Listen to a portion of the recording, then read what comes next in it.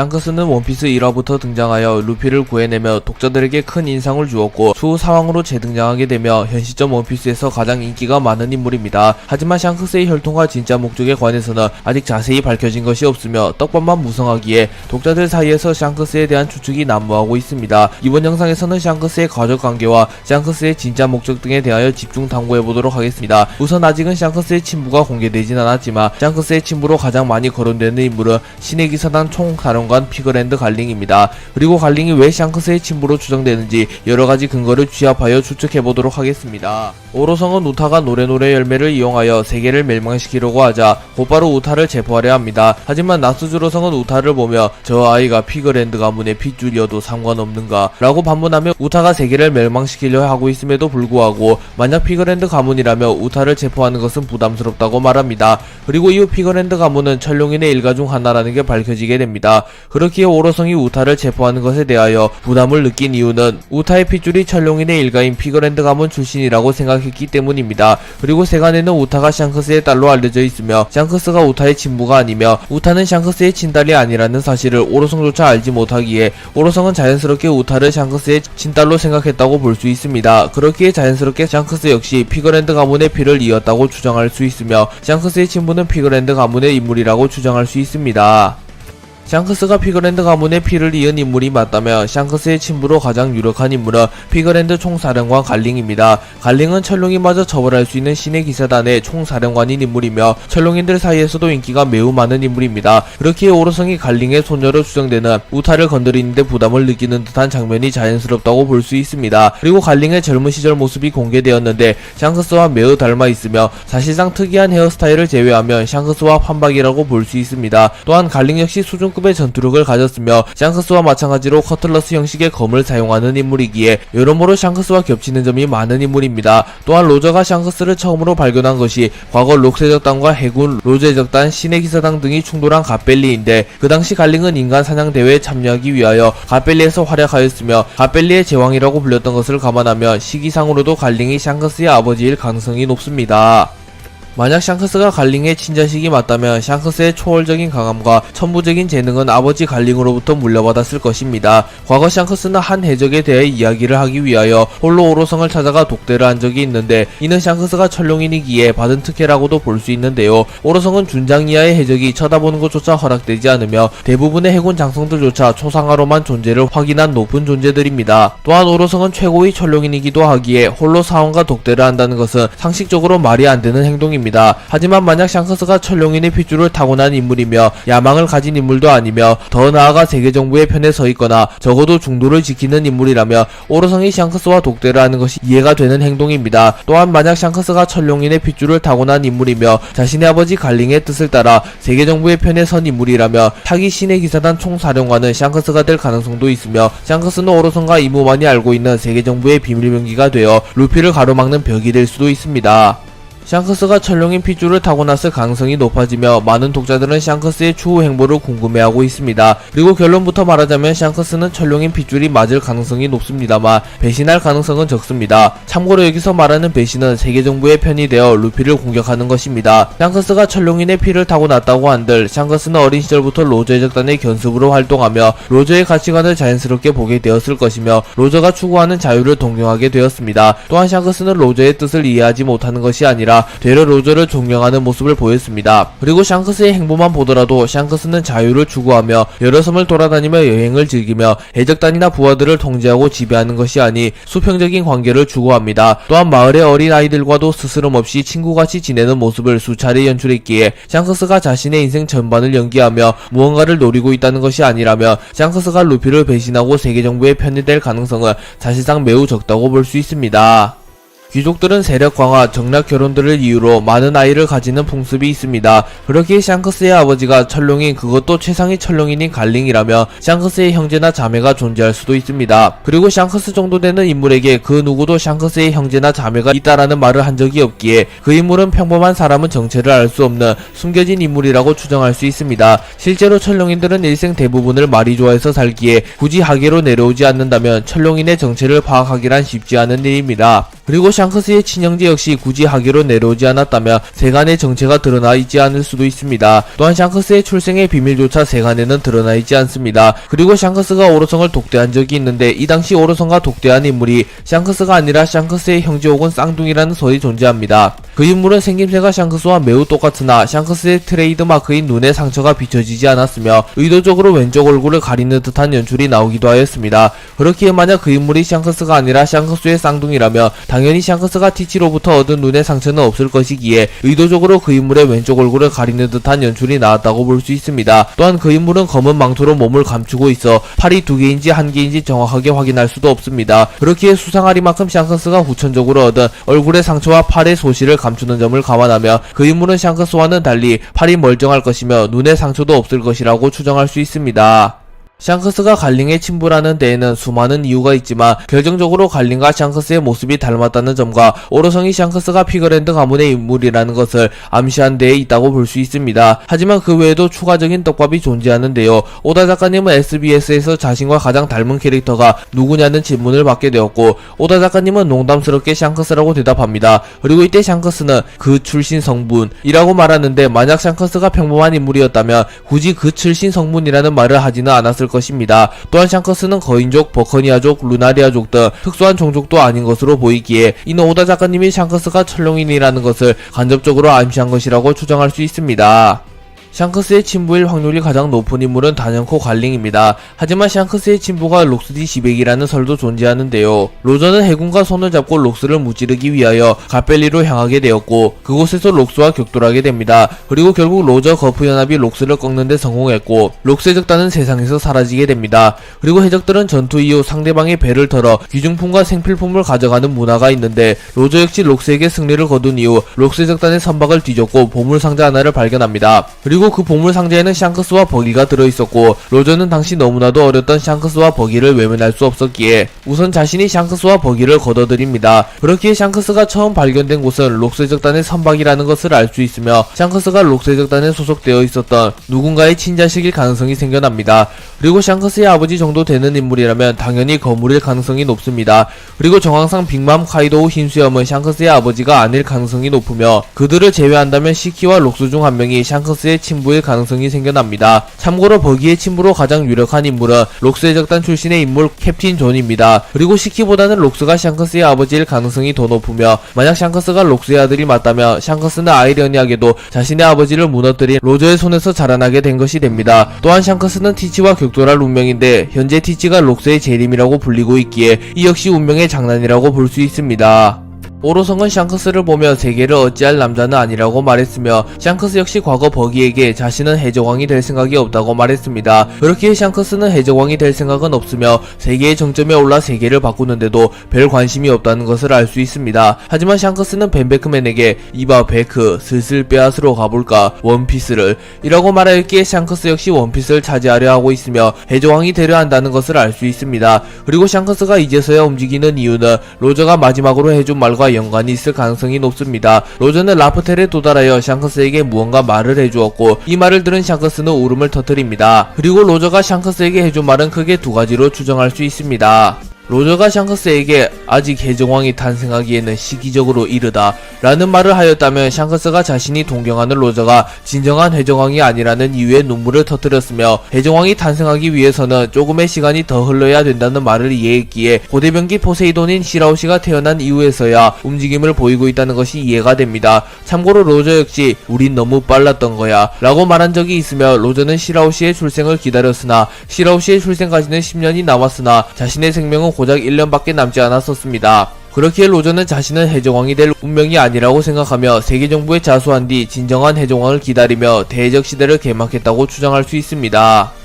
로저가 샹크스에게 해적왕이 될 자는 운명이 정해져 있다 라는 말을 했을 경우에는 로저가 해적왕이 될 인물이 정해져 있음을 깨닫고 샹크스에게 그 말을 해주며 자신과 샹크스는 해적왕이 될 운명이 아니라는 것을 말해주었고 그 말을 들은 샹크스는 충격을 받으며 눈물을 흘렸다고 가정할 수 있습니다. 그리고 샹크스는 로저의 의지를 이어가며 진정한 해적왕을 찾기 위하여 전세계의 섬들을 돌아다니며 진정한 해적왕을 찾아다녔고 부샤 마을에서 우연히 루피라는 소년과 만나게 됩니다. 그리고 루피는 로저와 똑같은 꿈을 가지고 있었고 않고 샹크스는 루피가 로저가 기다리는 남자라는 것을 확신했을 것입니다. 또한 샹크스가 굳이 후주가 이끄는 군함을 습격하여 평범한 악마 열매인 고무고무 열매를 탈취한 이유 역시 고무고무 열매가 평범한 열매가 아닌 사람 열매 모델 태양신 니카였음을 알았기에 사람 열매 모델 태양신 니카를 강탈한 뒤 진정한 주인을 기다렸고 결국 사람 열매 모델 태양신 니카는 루피를 선택합니다. 그리고 샹크스는 루피가 차세대 해적왕이라고 확신하며 루피에게 자신의 밀짚모자를 맡긴 것으로 추정됩니다.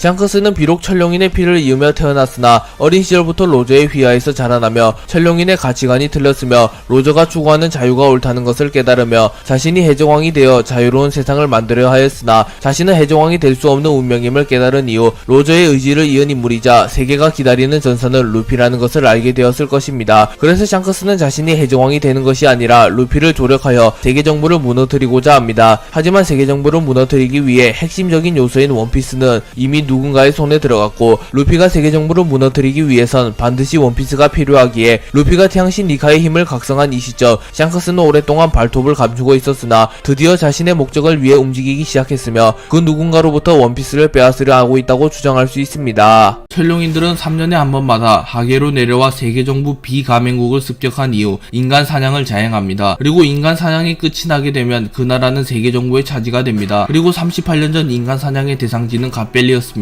그리고 인간 사냥의 진행자는 이번에 선택된 건 세계 정부의 비가맹국인 바로 이 땅 갓벨리. 수치란 걸 모르는지 신의 골짜기라는 이름이 붙여진 이 섬에는 풍부한 자원이 확인되었으며 여기서 매번 하는 인간 사냥을 해서 이 섬을 세계 정부가 소유하게 되었습니다. 라고 말합니다. 그러자 갓벨리의 국왕은 놀라며 어디서 멋대로 게임으로 국민들을 죽일 셈이냐, 여긴 우리들의 나라다 라고 말합니다. 하지만 그 순간 갈링이 나타나 갓벨리의 국왕을 죽여버렸고 진행자는 곧바로 어이쿠 잠시 기다려 주십시오 갈링성, 반칙입니다. 우승 후보 갈링성은 마이너스 1만 점부터 시작이라고 말하였고 갈링은 이 정도의 핸디캡은 있는 게 좋아 라고 말합니다. 그리고 이때 공개된 젊은 시절의 갈링은 샹크스와 매우 닮아있기에 갈링이 샹크스의 친부이거나 적어도 같은 가문일 가능성이 매우 커졌습니다. 티치는 록스와 공통점이 많은 인물이며 스스로를 록스의 재림이라고 부르며 록스의 의지를 이어받는 인물임을 암시하는 인물이기도 합니다. 록스와 티치는 세계의 왕이라는 공통된 목표를 가지고 있으며 목표를 이루기 위해서는 수단과 방법을 가리지 않는다는 공통점이 있습니다. 또한 록스 해적단 선내에서 살인이 끊이지 않았다면 티치는 흰수염 해적단 시절 직접 사치를 죽이고 어둠 열매를 강탈한 뒤 도주했다는 유사점이 있습니다. 또한 현재 티치가 본거지로 삼아서 머물고 있는 섬은 벌집으로 과거 록스의 전설이 시작된 곳이기도 합니다. 그리고 록스의 플레임이 록스디 지백인데 티치가 타고 다니는 함선의 이름도 샤벨 오브 지백입니다. 그렇기에 록스와 티치가 연관이 있는 것은 거의 확정이라고 볼 수 있습니다. 세터는 루피와의 대결 이후 쓰러진 키자루를 보며 너 치고는 일이 늦었구나 키자루 라고 말하며 키자루가 임무를 완수하지 못한 것은 이례적인 일이라고 말합니다. 그리고 키자루는 쓰러진 채로 죄송합니다, 뭐라 할 변명도 없습니다. 그리고 손가락 하나 까딱할 수도 없을 것 같군요 라고 말하며 더 이상 움직이기조차 힘들다고 말합니다. 그리고 세터는 루피를 보며 이유라면 알고 있다만 이라고 말하며 니카의 힘을 잘 알기에 키자루가 패배한 것에 대한 책임을 묻지는 않으며 납득하는 듯한 모습을 보입니다. 그리고 세터는 자신이 직접 루피를 죽이기 위하여 키자루와의 대결 이후 노인이 되어버리며 체력을 모두 소진한 루피를 노립니다. 하지만 그 순간 프랑키가 스트롱 라이트를 사용하여 루피를 멀리 밀어내는데 성공하였고 곧바로 루피를 회수하며 루피를 지켜내는데 성공합니다. 그리고 이를 본 세터는 오호라 협력형 해적단인가 라고 말하며 밀짚모자 일당의 팀플레이를 칭찬해줍니다. 그리고 프랑키는 세계의 정점도 갖고 싶다는 건가, 우리 선장의 목을 이라고 말하며 웃습니다. 그리고 세터는 밀짚모자 루피, 듀얼 리본이 너희들의 참전은 확실히 예상 밖이었다만 이렇게까지 해군에게 둘러싸인 절망의 섬에서 탈출할 수 있는 운명이 있다면 꼭이나마 보고 싶구나 라고 말하며 루피가 정말로 세계의 운명을 바꿀 인물이라면 이 정도 위기는 간파할 수 있을 것이라고 말합니다. 루피가 훗날 해적왕이 되어 원피스를 손에 넣는 것은 사실상 확정입니다. 그리고 루피가 원피스를 찾는다고 해서 바로 원피스가 완결날 일이 없으며 루피는 곧바로 세계정부와의 전쟁을 준비하고 세계정부를 무너뜨려 자신의 세상을 만들고자 할 것입니다. 흰수염은 정상결전에서 사망하기 직전 세계 정부는 언젠가 나타날 거대한 전쟁에 휘말릴 것을 두려워하고 있다. 로저의 의지를 잇는 자는 반드시 나타난다. 언젠간 세계의 운명을 걸고 세계 정부에게 전쟁을 걸어올 인물이 등장할 것이다. 원피스는 실제로 있다. 라고 유언을 하였고 현재로선 흰수염이 말한 인물이 루피일 것으로 보입니다. 그리고 로저 역시 어인섬을 찾았을 당시 시라우시가 10년 후에 태어난다는 것을 깨닫고 자신은 세상을 바꿀 운명이 아니라는 것을 깨달았으며 훗날 자신의 의지를 이어받아 세계 정부를 무너뜨리고 새로운 세상을 만들어낼 조이보이를 위하여 자신의 목숨을 희생하여 대해적 시대를 개막하는 모습을 보여주었습니다. 그렇기에 정황상 루피는 원피스를 발견한 이후 세계 정부와의 최종 대결을 펼칠 것이며 그 싸움에서 루피가 이물을 꺾고 새로운 세상을 만들어낼 가능성이 높아 보입니다. 코라소는 아버지를 잃은 이후 정처 없이 또 돌아다니게 되었고 자신은 악을 처단하는 해군이 되고 싶다고 생각합니다. 또한 우연히 당시 해군 장교였던 센고쿠를 만나게 되었고 센고쿠는 대가 없이 코라소를 길러줍니다. 그리고 코라소는 해군에 입대한 이후 출중한 능력을 보여주며 순식간에 중령이 되었고 코라소는 돈키호테 패밀리에 잠입하는 임무를 부여받습니다. 그리고 도플라밍고와 코라소는 무려 14년 만에 재회하게 되었고 도플라밍고는 코라소를 자신의 패밀리에 받아줍니다. 그리고 코라손은 돈키호테 패밀리 앞에서 벙어리 연기를 하는데요. 그 이유는 코라손이 돈키호테 패밀리와는 입도 썩고 싶지 않기 때문이라고 밝혀졌습니다. 그리고 코라손은 돈키호테 패밀리에 뭣도 모르는 아이들이 들어올 것을 우려하여 일부러 아이들만 발견하면 아이들을 괴롭히며 강제로 돈키호테 패밀리에서 쫓아내버렸습니다. 조이보이는 아직 자세한 정보가 풀리지 않았으며 원피스를 남겼다는 것과 조이보이라는 이름을 사용한다는 것 정도만이 공개되었습니다. 그리고 조이보이라는 이름조차도 조이보이의 본명이 아닐 수도 있는데요. 우선 루피 역시 몇몇 인물들에게는 조이보이라고 불리고 있으며 조이보이는 이름이 아니라 이명처럼 묘사되는 경우가 많습니다. 대표적으로 카이도우가 자신을 꺾는 자가 조이보이라고 말하는 것과 지니샤가 조이보이가 돌아왔다라고 말하는 장면이 있습니다. 그리고 조이보이는 D의 일족일 가능성이 매우 높기에 독자들 사이에서 조이보이 역시 이름에 D가 들어가는 인물일 가능성이 높다고 추정되고 있습니다. 이문은 과거 D의 일족들과 자신들이 겨뤄왔으며 D의 일족들은 자신들의 적이라고 단언하는 장면이 있는데 이는 조이보이가 D의 일족이었음을 암시하는 장면이라고 볼 수 있습니다. 그리고 현재 유력한 조이보이의 플레임은 몽키디 조이보이이며 조이보이가 루피의 먼 조상일 가능성이 있다고 볼 수 있습니다. 키자루의 공격으로 인하여 베가탱크가 추락하였고 세턴은 곧바로 베가펑크를 죽이기 위하여 베가펑크의 앞에 나타납니다. 그리고 베가펑크는 세턴성인가? 라고 물었고 세턴은 그렇다, 이미 죽었을 거라고 생각했다만 베가펑크 라고 말합니다. 그리고 본인은 세턴을 보며 매우 분노하며 세턴이 베가펑크에게 쿠마를 자아 없는 사륙병기라고 만들라고 명령한 것을 떠올립니다. 그리고 복수심에 불탄 본인은 곧바로 칼을 뽑아들며 세턴을 공격합니다. 그러나 세턴은 거의 충격을 받지 않은 듯한 모습을 보였고 본인은 눈물을 흘리고 있기에 사실상 본인의 일격이 통했다고 보기는 어렵습니다. 헤루석은 와노쿠니에서 생성되는 특수한 광물로 폐기 없이 악마의 열매 능력자를 간단하게 제압할 수 있는 광물입니다. 헤루석을 사용한 수갑을 채우거나 헤루석 감옥에 가둬버리면 악마의 열매 능력자는 순식간에 힘이 다 빠지게 되며 악마의 열매 능력을 사용할 수 없는 상태가 됩니다. 또한 헤루석을 이용하여 악마의 열매 능력자를 타격하면 악마의 열매 능력자는 몸에 힘이 다 빠지며 정상적으로 악마의 열매 능력을 사용할 수 없는 상태가 되기에 헤루석은 그야말로 악마의 열매 능력자들의 천적이라고 볼 수 있습니다. 그리고 헤루석은 최소 다이아몬드에 비견되는 단단한 광물이기에 비능력자도 헤루석을 부숴버리는 것도 매우 힘든 일입니다. 티치가 에이스를 세계정부에 넘겨준 이후 세계정부 측에서는 에이스가 로저의 아들이라는 사실을 파악한 이후 곧바로 에이스의 공개 처형을 발표합니다. 그리고 이 소식을 들은 흰수염 해적단은 마린포드로 침공하게 되었고 세계정부 측도 당연히 가족을 중요시하는 흰수염 해적단이 마린포드를 침공할 것을 알았기에 거의 모든 정의의 힘을 소집합니다. 그리고 티치는 칠무의 자격으로 정의의 문을 개방한 이후 경비가 느슨해진 임펠다운을 침공합니다. 하지만 지옥의 지배자 마젤란을 만나게 되었고 마젤란은 히드라를 사용하여 순식간에 검은수염 해적단을 제압합니다. 하지만 시류가 마젤란을 배신하며 검은수염 해적단에게 해독제를 주었고 티치는 곧바로 임펠다운 레벨 6의 강력한 죄수들을 자신의 동료로 영입합니다. 그리고 티치는 잠시 루피 일행과 마주하기도 하였고 티치와 루피는 간단하게 합을 주고받았습니다. 아카이누는 도망친 쿠마를 바라보며 일전에 만났던 쿠마의 딸 보니와의 과거를 회상합니다.